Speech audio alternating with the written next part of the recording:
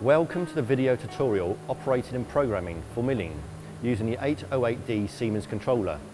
The target group of these video tutorials are absolute beginners in numeric controls as well as skilled programmers. We do this by creating a sample program which is shown in this drawing.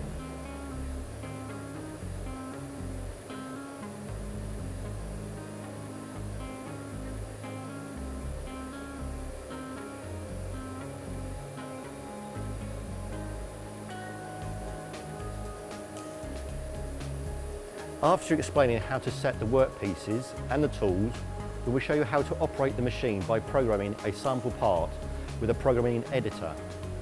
After we have tested the program within the simulation, we will show you how to load the program into the automatic mode to produce the workpieces. Each sequence can be repeated to expand your knowledge. We can only show and explain these features on an example machine. Please understand that the machine you use can have some differences.